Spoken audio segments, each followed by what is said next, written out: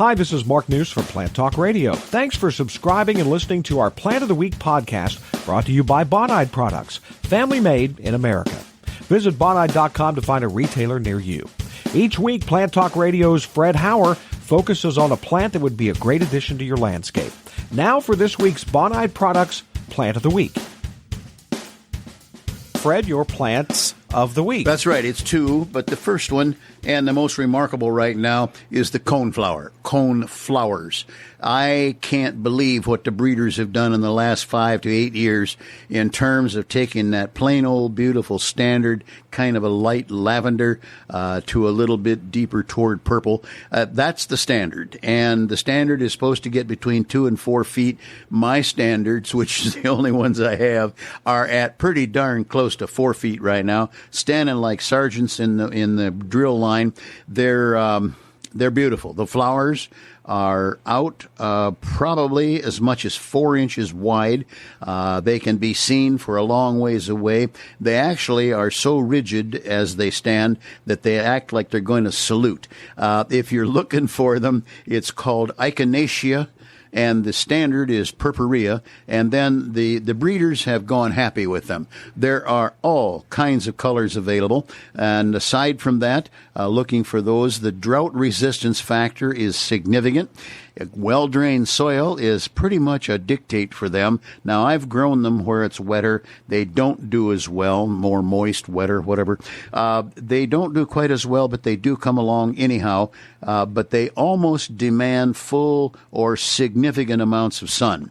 Very few problems with them. The Japanese beetle can get after them, and sometimes there's a leaf spot, and I don't know how you would stop that, but look for colors galore in them anymore. And then right now, coming into, at least in my yard, peak bloom of the Monarda or bee balm. Bee balm is one of my favorites because it brings in the hummingbirds. It kind of defeats the purpose of my filling the hummingbird feeders because they are so attractive with the long florets that they have that the hummingbirds just will work the backyard and not come to my feeders. But that's okay. They're around. They're being fed.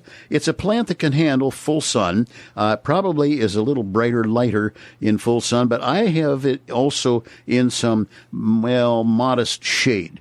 Moisture is almost a dictate for them. They don't handle the drought like the coneflower will, even close. But at the same time, I enjoy them. The only thing I have to watch is because where I have used them, they tend to need to be thinned, pulled, destroyed in part. They are a plant. I don't call it invasive because they're out on runners, but those runners are pretty persistent, and you can have it poking up under and between other flowers. I have a great number of hosta in my yard, and it's not uncommon for the bee balm to be popping up between the great big fat hosta leaves.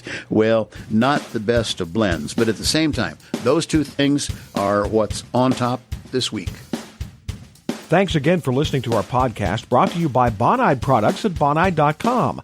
Plant Talk Radio offers other podcasts as well, including our daily Your Gardening Question podcast and our weekly Plant Talk Radio, all available on iTunes or your preferred podcast player. If you have a plant suggestion for Fred, send him an email, fred@planttalkradio.com.